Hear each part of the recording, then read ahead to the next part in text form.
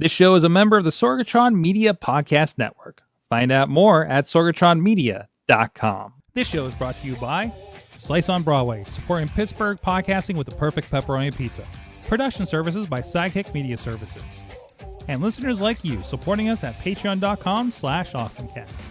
I'm getting awesome, you're getting awesome, we're getting awesome, yeah, that's what I said now. I'm getting awesome, you're getting awesome, we're getting awesome, yeah, that's what I said.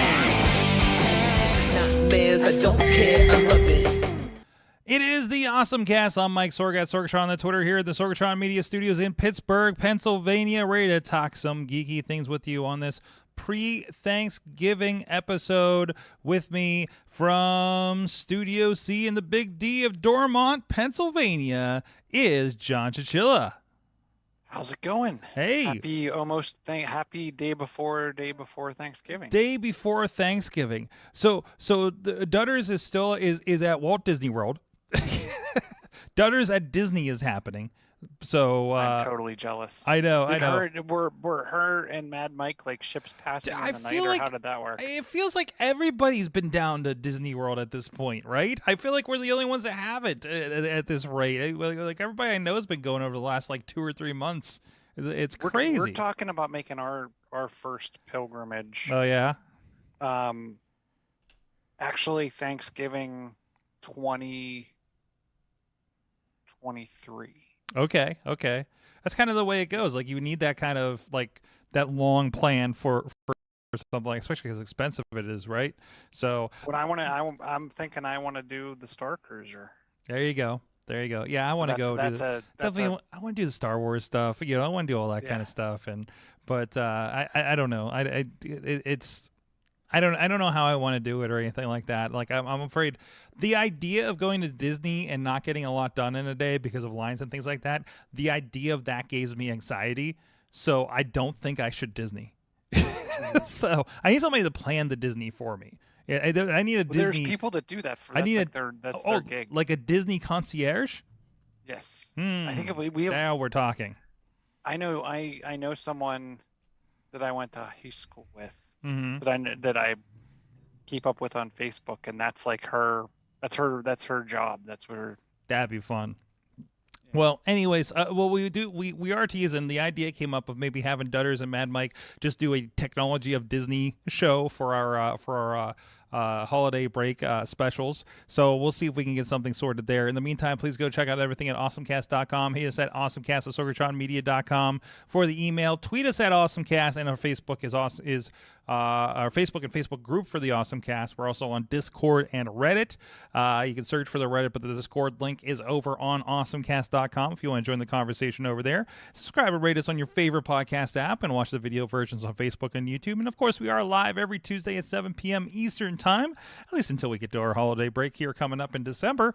And that's at basically anywhere where we're streaming. We're on Facebook, YouTube, Twitch, as well as on our Twitter feed as well. Whatever is easier for you to take in the AwesomeCast. We appreciate everybody that does watch live, and we do keep an eye on those chat rooms. If you have anything to say throughout the show here, we try to bring it in as much as we can. Thank you to our people supporting us over at patreon.com/awesomecast, our friends at the Coffee Club level, Matt Weller, John DeGore, John Carmen, Cynthia Klosky, Scott McTaggart, and Mike Pound. And at the fan of the show level, Michael Fedor, Professor Buzzkill, and Dave Pawner. You guys can support the show too at patreon.com/awesomecast. So let's get into our awesome things of the week. And let's get into the mobile, what's happening in mobile gaming here, Chilla. So it's actually not just what's happening, and I just caught this right before the show because I was actually looking for something else. But Niantic and a crypto debit card company are making an AR game where you can own Bitcoin. And you're going to be able to go around and tap on AR type elements and mine Bitcoin. Now, the Bitcoins that you'll be mining are called, I think they're referred to as Satoshi. So it's a different kind. It's not Bitcoin itself. It's one of these alternative ones, right? Yep. It's Satoshis. They're a very small unit of currency worth right now 1/20th of a penny. I'm super excited about this, and it's funny because when I was saying, oh man, I'm trying to log into something and I can't get in, I actually want to see, am I gonna get in? Nope. Are Satoshis running on, like, can I go buy them ahead of time? Because my guess is these are going to be like the Shibu Inu. I don't think it probably won't get as big as Bitcoin or whatnot, but No, doubtful at this point. I could see this hitting pretty big. Mm-hmm. And I myself have been dabbling in the Bitcoin markets. So there's been a credit card they've been advertising on Twit, and I tried signing up for it, but I keep kind of running into roadblocks, or it doesn't load or something, called BlockFi, and it was something about, like, as you use the credit card, you'll earn Bitcoins or something like that. Yeah, it's definitely possible. Yeah. So what I've been doing is every paycheck I take a very, very small amount of money. I mean, like $10. Mm-hmm. I'm not going in the thousands, but kind of just spreading a little bit of that around and seeing what kind of return on my investment I can get. There's a lot of interesting ways to do it. This seems pretty interesting to me. And what I'm seeing is watching the TikToks. You can see where I get my news. There's a lot of people like creating metaverse type applications where you can actually go buy land in different metaverses. You can buy a house, you can buy, and this is more the NFT blockchain kind of situation, right? Not necessarily the Bitcoin idea, right? Where right. This game is actually saying you're going to get a Bitcoin like currency out of this that's actually going to be worth money. Well, that's what's interesting. So these people, so think of Meta and how everything is going to be VR, and think about current gaming and how everything is kind of half pay to play, half you want the cool shirt in the game, it's going to cost you 25 tokens and you can go buy 1,000 tokens for $10, right? Well, there's a couple companies out there that are creating metaverse type worlds that will work in VR that are based on a Bitcoin like digital currency that you can invest in, and then you can buy property, you can buy land, you can buy all kinds of stuff in these online universes. And there is a cash, like you can buy, sell, trade, right? So that if the game is backed by cryptocurrency, you have to convert US dollar to that cryptocurrency. Oh, you use that cryptocurrency to then go buy something, but you want to cash out, you can sell your virtual house. And it actually is theoretically worth something. So this is this is in place of, like, right now, if you play any kind of game and you need to buy stuff in the game, you need to cash in your stuff for Mario coins or whatever the game has, right? Which really, you just kind of gave your money for a digital thing that has no value. It's just a bit somewhere on a server, right? So the idea is kind of the same thing happens here, but instead of it just being you gave your money to Nintendo, Activision, whoever, for this digital representation, like, this actually has some kind of grounding because of this blockchain thing. So if you own it, like if you own that house in the game, there's something more concrete that tells you you own that thing. It's not like I keep hearing about somebody on another podcast talking about how the game reset, so they lost all the donuts they bought in the Simpsons game. This wouldn't happen because it belongs in the blockchain, not a save game on an iCloud or something like that, right? Yeah, but what's interesting too is it's obviously it's like stock, right? It could be like, it could end up like stock, where the stock is going to be some equivalent to US dollar. That it doesn't mean the stock doesn't tank or whatnot. So you could get in and it could be worthless. you could get in and you could be a millionaire overnight. So that's where I think. I think, are we past the point where people are going to become millionaires from this kind of thing? Because I feel like it's a thing where you had to get on it at the ground floor, and now everybody wants to get on it, so it's not going to be as worthwhile for you to get on board with it. I feel like it's, the stock market version 2. Okay, so Like instead I think we're still figuring it out. I think there's people that still joke about it. I think there's some people that have. I mean, Shib is not Shiba Inu. That coin. Like I got in and it was like millionths of a penny when I got into it. And so for like $25, I got like 4 million coin. And that $25 is now like 250. And so so this would be good to get into something like this. Right. So, okay. I think it's interesting. Now, I mean, it was worth way more than that at certain points. I'm hanging on to it, and figure worst comes to worst, if it truly continues to tank, I'll just use it and buy a ticket to AMC, because AMC is going to supposedly take the coin as cash. So yeah, it'd be interesting to kind of play with that, but I'm hoping I can get my BlockFi account to work here. I would also recommend Coinbase. It's pretty, okay. It's legit, and the reason I chose them was if you have a Fidelity Investments account, like for 401k and stock and whatnot, you can actually move money between those, and then they have Coin Wallet that also lets you go to a couple different exchanges. So tell me, if you happen to be a lifelong podcaster that has that spent his 401k on a restaurant that didn't work 10 years ago, where should I start?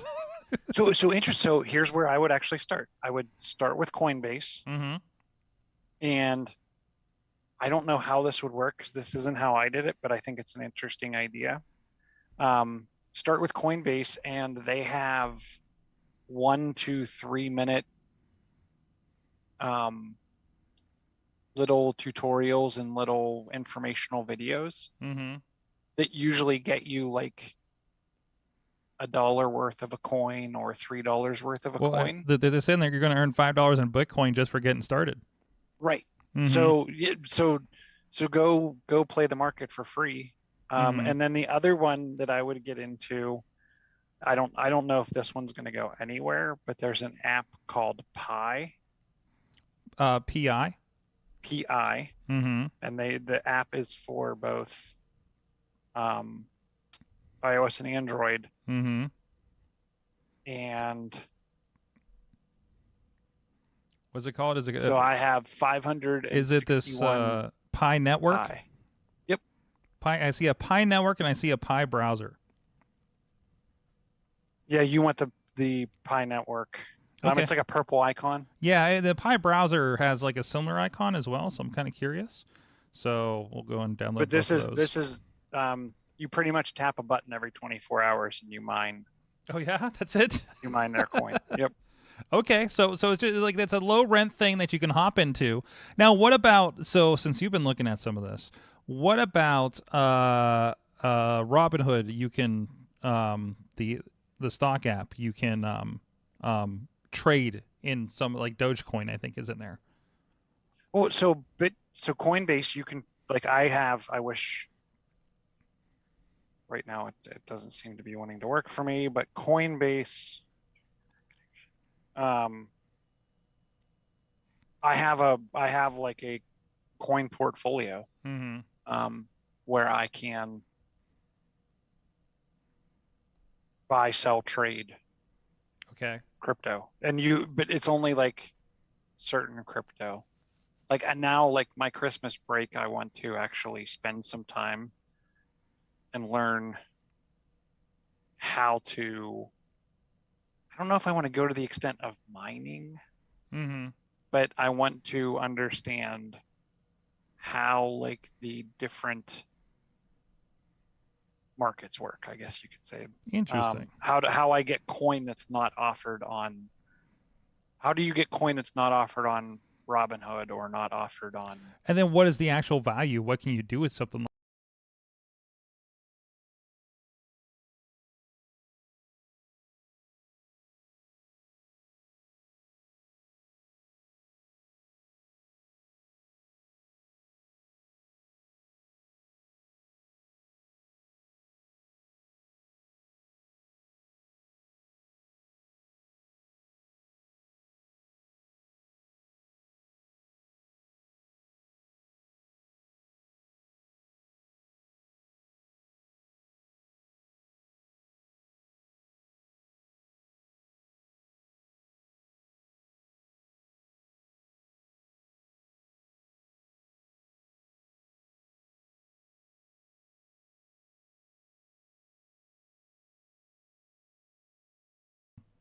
So we'll see.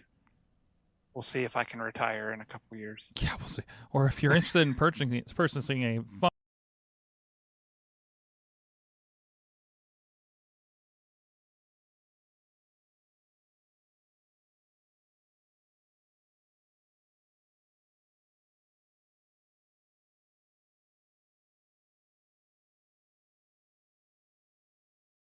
Me hopping in now might be hey, I guess the day you start is better than not starting at all, right? Wherever that might be. I've invested a couple in a coin that's used for a sports fan base and fan club. And like I said, I'm absolutely. So and by the way, if you're joining us live, I saw there was a little bit of a stream issue there, but we should be back at full strength now. But I'm interested to see what that is because it's because I was signing up for Bitcoin and it was doing something right. So it was encrypting your wallet. It was encrypting my wallet apparently on the network or something like that. Oh, I'm hitting the create account button. It's not going anywhere. That's weird. Yeah, I'm having a connection issue. Okay.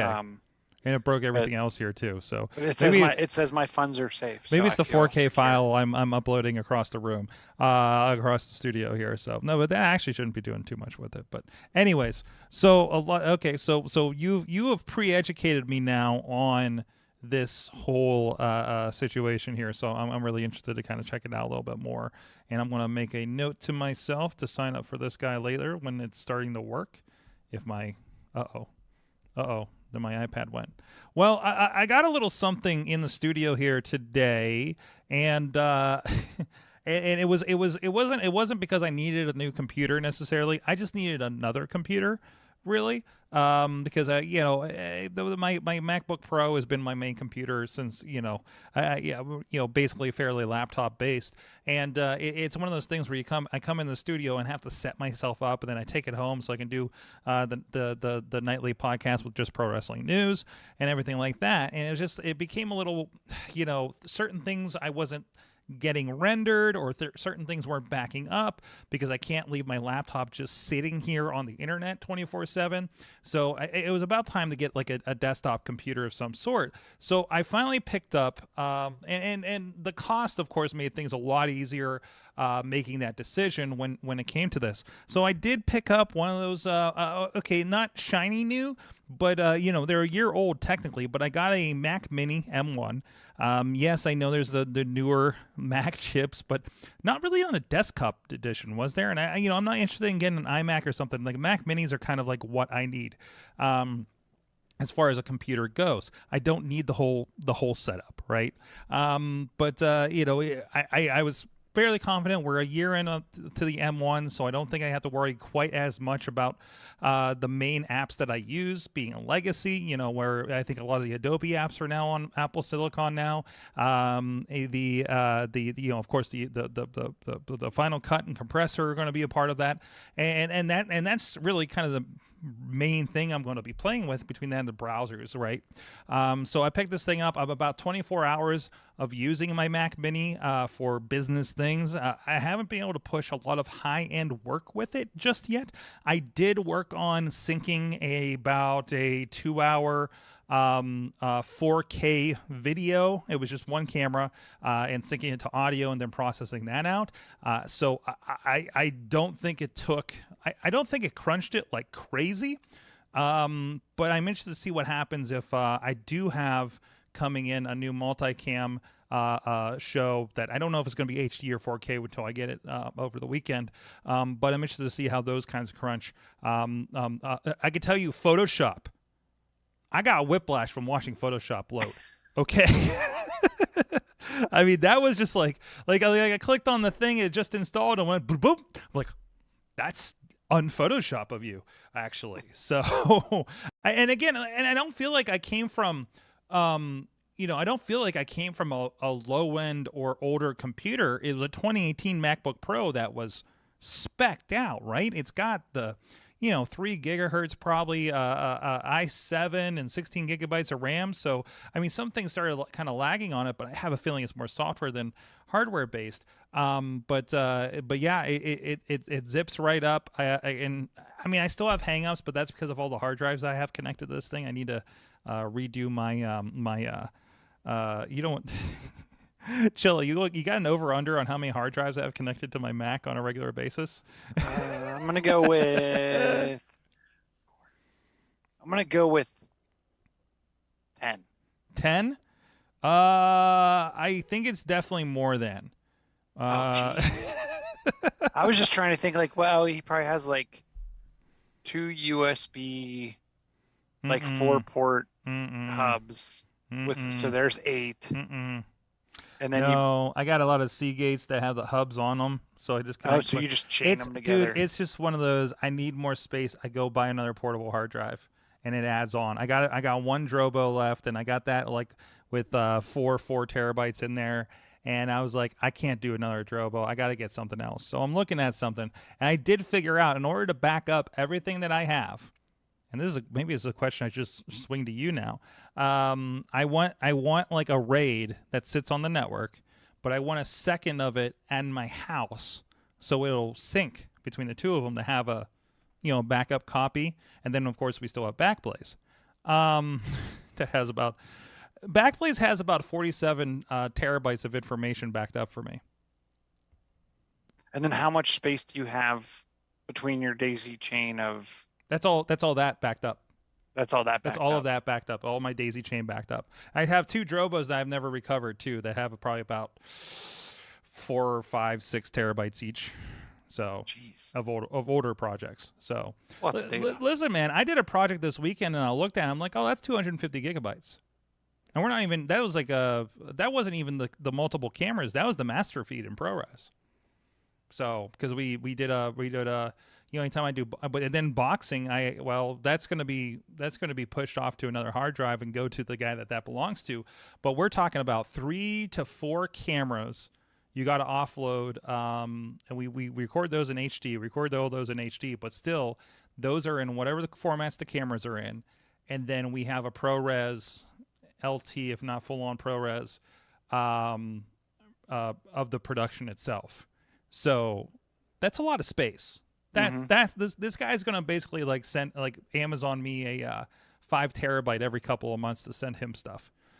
So is where we're at. But anyways, I think this is what I needed, right? Like this was the next step up. It's a good desktop machine. My stuff's gonna be backed up. It's something that's gonna sit here when I'm traveling that I can log into and have all my projects attached to it if I need it. So that's the idea. And Chilla, I'm still using your old Thunderbolt 2 monitor for this thing. Nice. And I looked it up. It's from 2011. I mean, that monitor to me, it looks great. It looks great. It's one of the better monitors I have. It probably takes like 3 times the electricity of any of the other ones, but Well, and the problem is it's only USB 2 on the back. Like anything you plug into it, don't plug any of those drives in there. You're gonna be waiting forever. Oh well, some of them are because I have a because I have a Thunderbolt I have a Thunderbolt drive, and then so it plugs right in. I actually was using it because I have some legacy of the old Intensity Shuttle video, and I was pushing my Final Cut output to a monitor, so I had a nice reference monitor. So I need to reconfigure that situation, and then I have a lot of older drives that are only USB 2. Which I believe that's USB 2 on the back. Okay, yeah, that is USB 2. Yeah, so you'd be okay. Yeah, so you're not losing. Yeah, so it's actually It's actually been really handy. So, yeah, no, still using the heck out of that. I mean, man, I tell you, Chilla, you don't know how much secondhand stuff from you I'm probably using around here. So Well, actually, it's funny. Are you going to be? get more monitors for me? I have a 24-inch. All right, we'll talk off air. We'll talk off air about Yep. that. We'll talk that off air when we do the Chilla Sorg swap meet. Potter's in the chat room, of course. He's saying, yeah, there's nothing yet for the desktop as far as new chips. Next desktop chips will be the double M1 Pros, he says. So, and I don't know what Are they going to come in at? Does he think they're going to come in at the same price? That's where. I would be interested because I really like the idea of there being a Mac Mini Pro that maybe has those higher end chips. Because I just think, as I'm looking at other people in similar productions, like Alex Lindsay always talks about, I just get Mac Minis and throw them at everything, right? Like I for people that want a little more to it, like they start retrofitting the Mac Minis with like these M1 Maxes and stuff and Pros and stuff. Like I think that would be, it feels like a logical next step. And then selling the Mac Minis for like $2,000 a piece. But who knows what we'll get to on that. So, no, it's been really interesting so far. The biggest thing was I had not updated to, what are we, Monterey? Is that the new one? Yeah, I think yeah. So all the sounds are different. And I'm not used to that because I'm still using. I had to get a keyboard since I have a Microsoft keyboard I threw into it, and I keep hitting the wrong key, and the error code is not the error sound is not what I'm used to.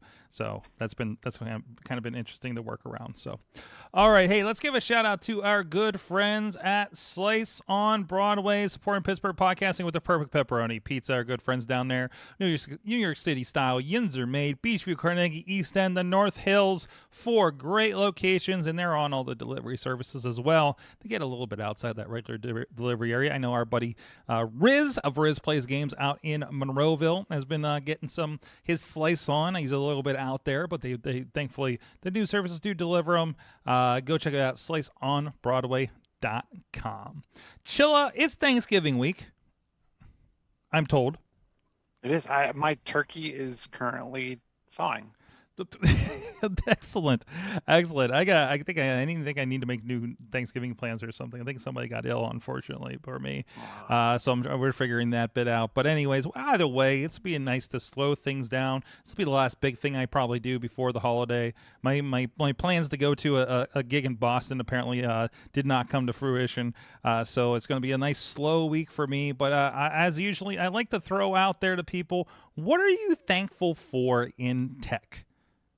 As part of that, when we get around this, I see Potter, you're in the chat room, and again, we threw the question out on a couple formats today. I know Facebook, we had a couple of responses over there, but Chilla, do you have a thing that you're thankful for? I'm not gonna lie, I don't remember what I did last year, but I'm gonna go with it again. If it was this from last year, I'm actually thankful for all of the free services that offer, video chat, whether it be Zoom or Teams or Skype or FaceTime.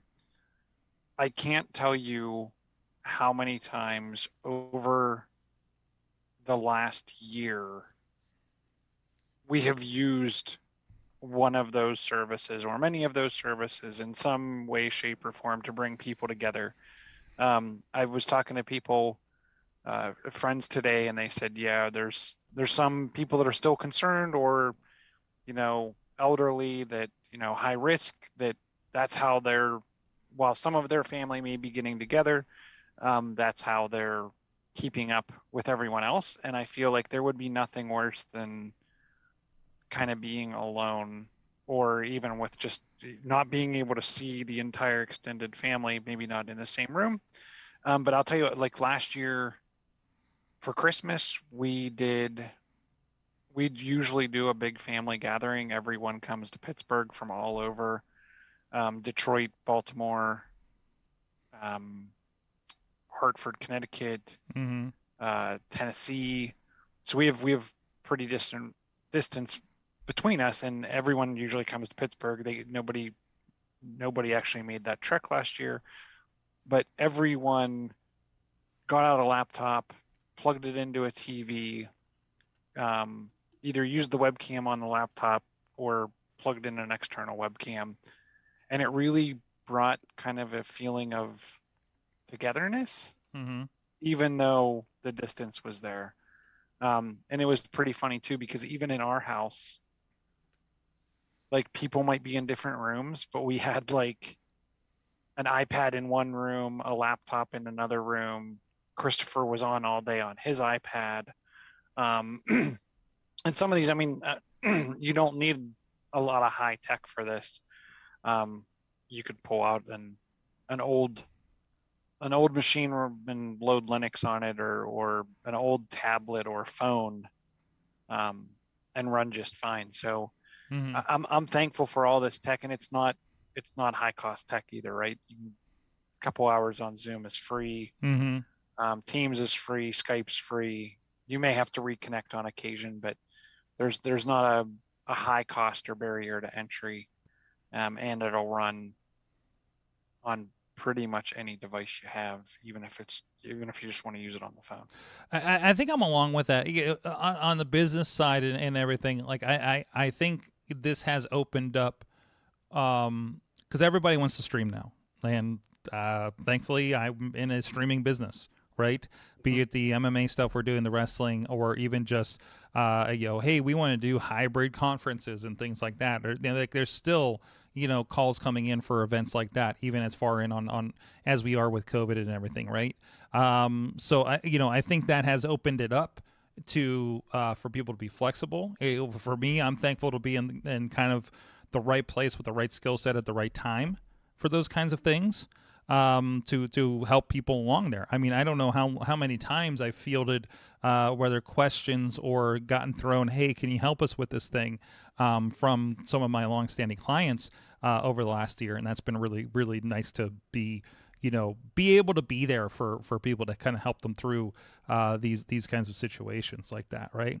So it really has. I'm thankful for that. I'm thankful for being, we were already looking at these kinds of things and working in these, be it with this show or what we're doing with other clients beforehand. So it just became, okay, now we get to super apply this in a lot of different ways.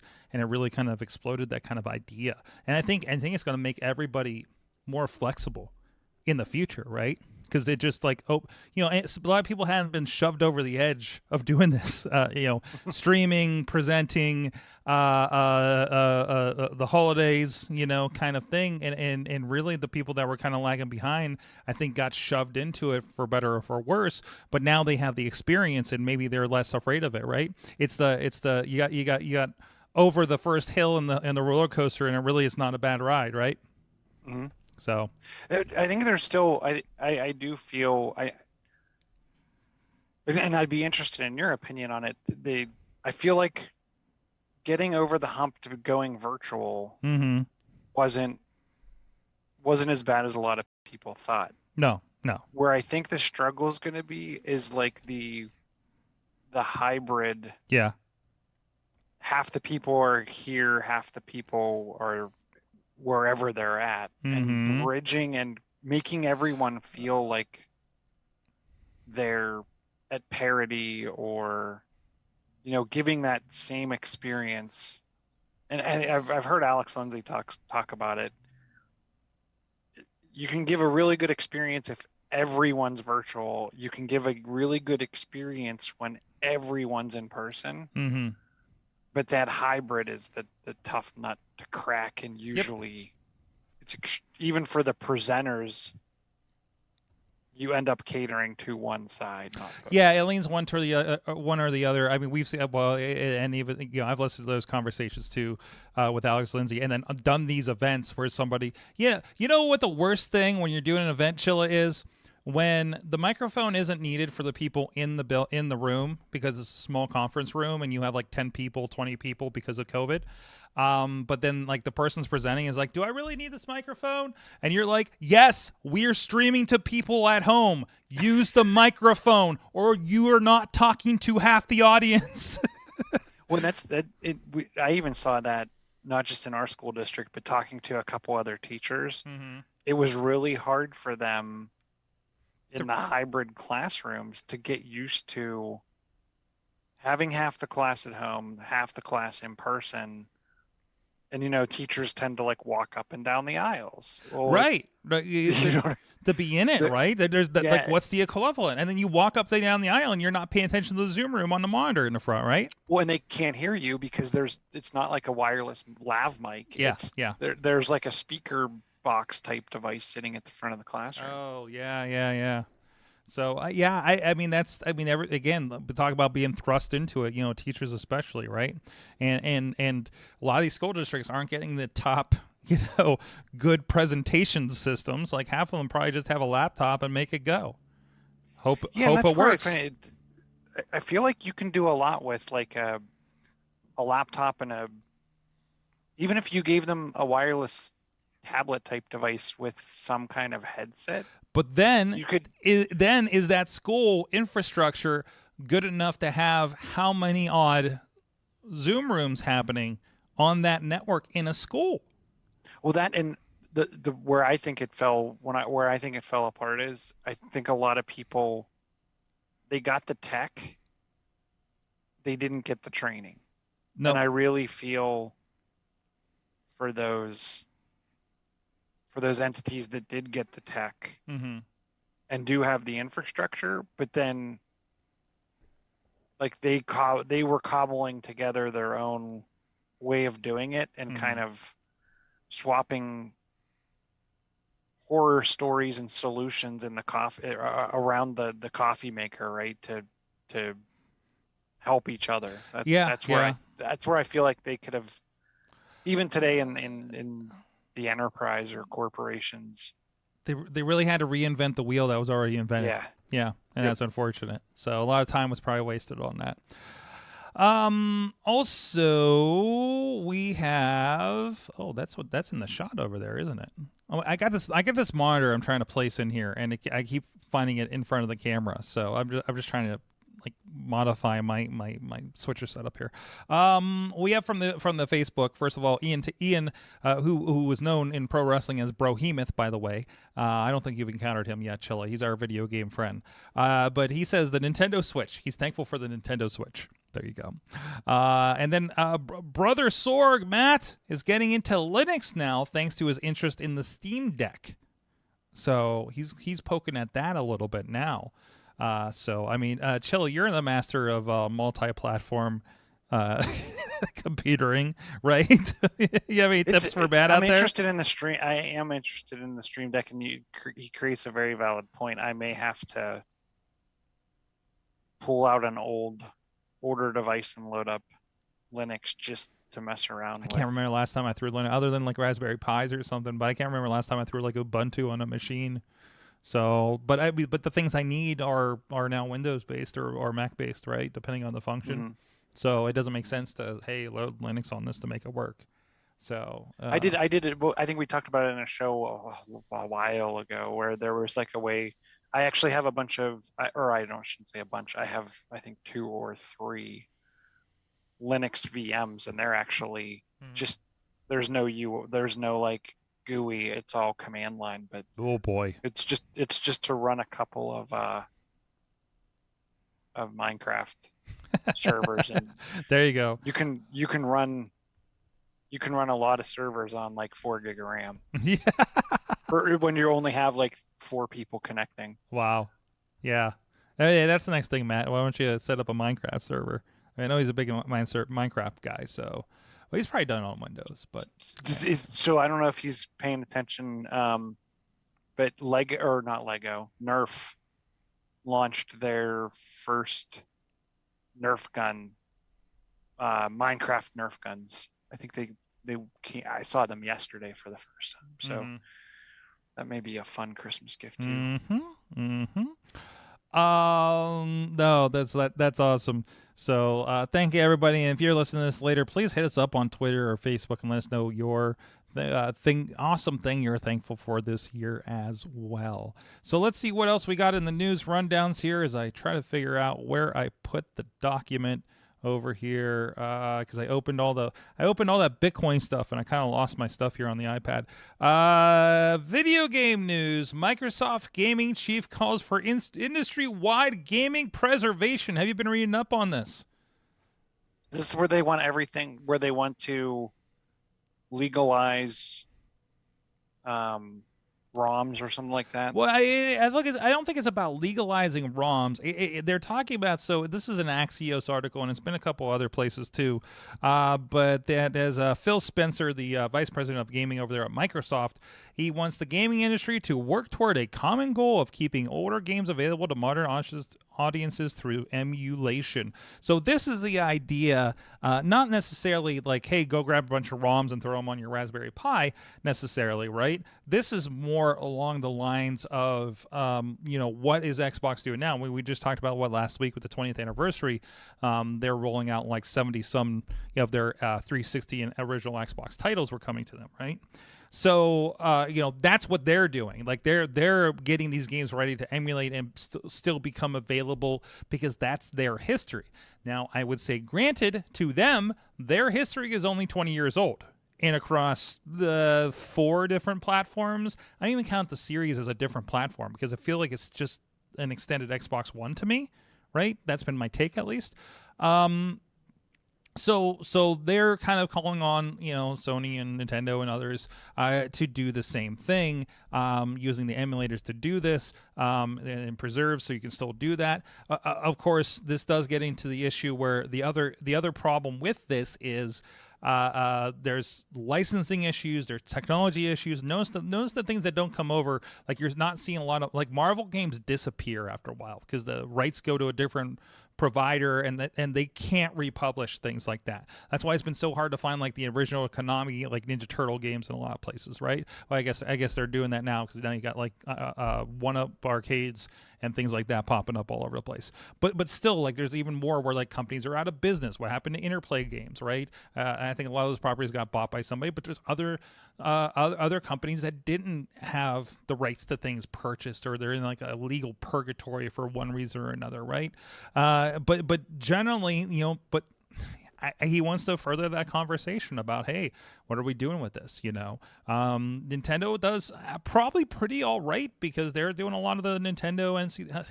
My only issue with Nintendo is they kind of drip these games out and yes, it's a financial, hey, let's make you pay $20 in time release or $30-$40 in time release, like re-releasing all the Mario 64, Mario Sunshine, and everything like that, right? It's all part of the plan, right? It's all part of their, that's how they make their money, and they're really smart about that. But what about the rest of that library, right? Well, but I feel like that library has such a large following. Mm-hmm. I feel like it's just their version of games with gold. Yeah, a little bit, right? Like, I feel like they don't have some of the guts and power on those pieces of hardware, but what they have is a library that no one else can have, right? It's sought after. People want it. You're not getting Zelda on your Xbox, and nope. You're not getting it on your PlayStation. Nope. But if they can bring that back, and I guess I look at it in 2 ways, right? So what on the Wii, right? They had the virtual console, and you could pay money per game. Now you're paying a subscription, which the baseline Nintendo Online to me is a steal. Mm-hmm. I'm the extended or whatever it is with the Sega and the what did they add? Was it N64? I think N64 was the other one. Yeah. Yeah, that's that like tripled the price. I'm not there yet, but if it gets some other titles and some titles that I never got to play, I would definitely consider it. Yeah, like what was the Metroid that was out for the Wii? The Metroid like 3D. Other M, or Metroid Prime. I've never played that. Yeah, and that's I would consider I would consider shelling out like a small $10 or whatever to buy it, or I would consider upgrading my online if they included that. And actually, that's something. The Prime series I think spanned 1 and 2 were on GameCube into the third one for the Wii too. So and there might have been even remasters on the Wii. Yeah, and I mean they do the remastered thing, although it doesn't always work out. Just ask anybody playing the Grand Theft Auto things going on right now. But even that, I mean, Grand Theft, Rockstar got in a lot of heat because when they put out that definitive edition, they pulled the original copies on most of the stores. So like Steam and things like that. I was like, well, so and there's things they changed. There's music they couldn't license and things like that. So it's like, well, why take away my original experience, right? That always seemed pretty crazy. Like I hate when stuff gets taken off of the App Store. I purchased a WWF game or WWE game several years ago, and since it was owned by THQ, they took it off the store. I purchased it and I still can't re-download it. Like that's how much they took it off, versus other games that are on there. I have a old iPhone 4 that just has a bunch of games loaded on it that you can't put on newer versions anymore. So anyways, Chilla, Kraus put this in here for on the Facebook group. Oh, and by the way, before I get to that, Dave Ponder did chime in. He is thankful for the ability to work remotely, even on a call center. So there you go. He's chiming in definitely for that remoteness we were talking about there. He also says it's still funny to hear Microsoft call for open and shared. Is it really an open and shared? It was more just preservation, right? Making it available. It didn't say that you couldn't make money off of it. It's not like they're giving away these games for free. I'm sure they want to make they understand the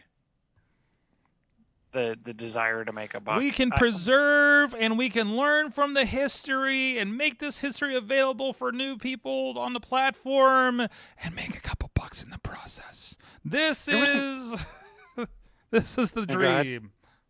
Good. Trying to find. There was an article, and it was about.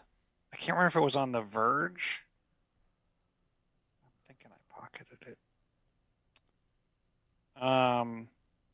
It was on VentureBeat, and it was the 3 pillars of why Xbox is thriving.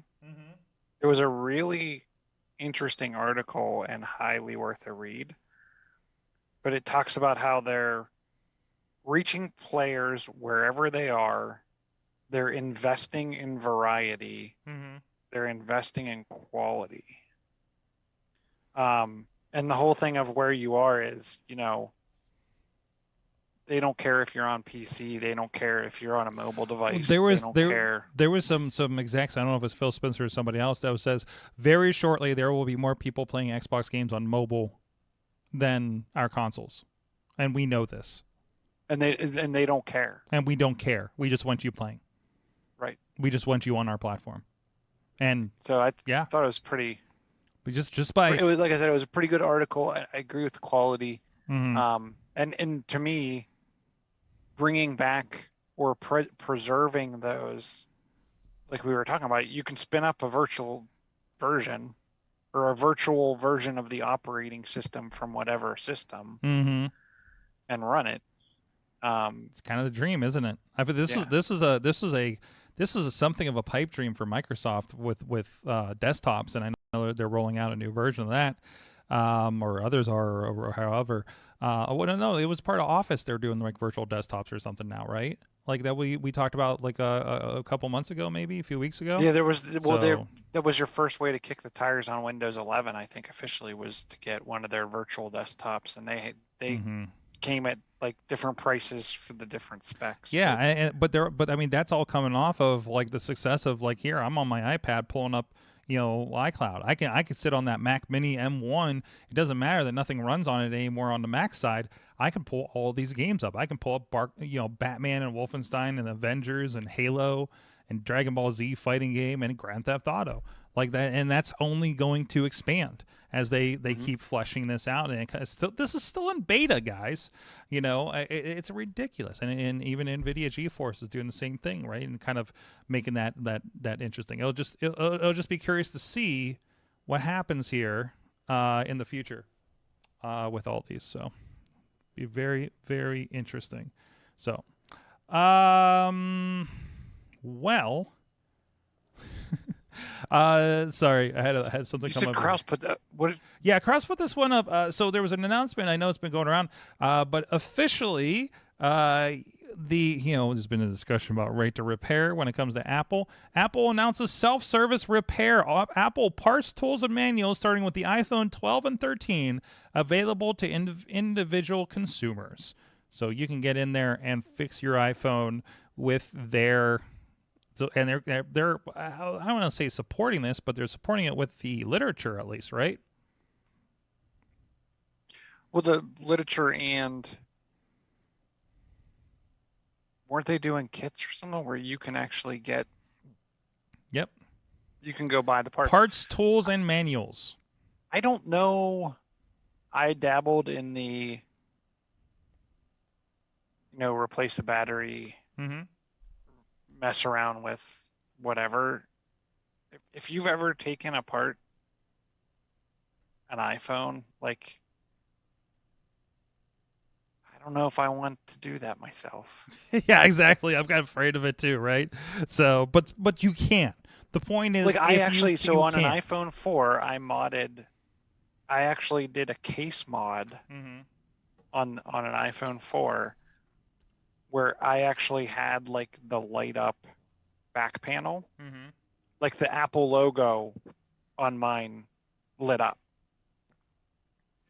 And that was a pain.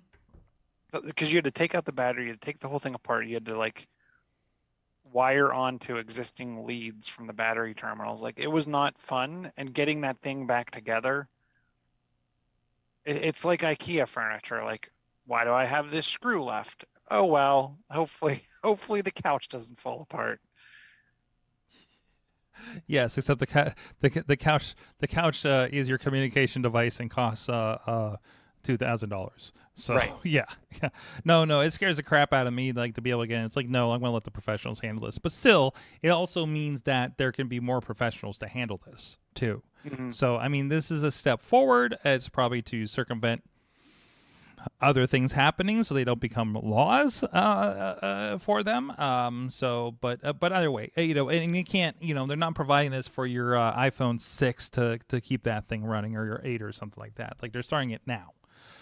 So, which, I mean, that kind of makes sense, because, I mean, to be able to even source those old parts and things, right, it's probably going to be very difficult. So it's easier to say, hey, something happened to your new iPhone 13 2 months into owning it. You can work on that. No, you didn't get Apple Care. You can take care of yourself now, right? So instead of going through us. Well, Chilla, I think that's a show. Thank you so much for joining us on this Thanksgiving Eve. The eve of the eve. The eve of the eve, yes. You're at Chilla on the Twitters, of course. Josh Chill on the Facebooks. Yes, sir. Thank you, everybody, for joining us, and I hope everybody's going to have a good holiday, and as they're figuring out how they can Bitcoin, like I will be, or cryptocurrency, I guess. What was it? The crypto. What is the Staples Center now? The cryptocurrency.com. Is it? I think it is. Yeah, I think I think that is. Or as they have shortened it already, the crypt. From what I hear. Anyways, at Sorgatron on the Twitter, I'm out there and I'm sharing all kinds of stuff. And please follow. We're putting more of our news that we're finding throughout the week on our Twitter, on our Discord, on the Reddit for AwesomeCast, and of course, as usual, on the Facebook group.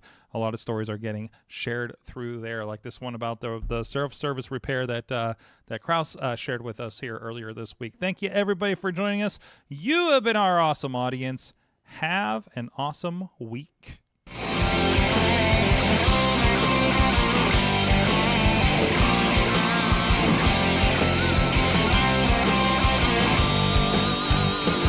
This show is a member of the Sorgatron Media Podcast Network.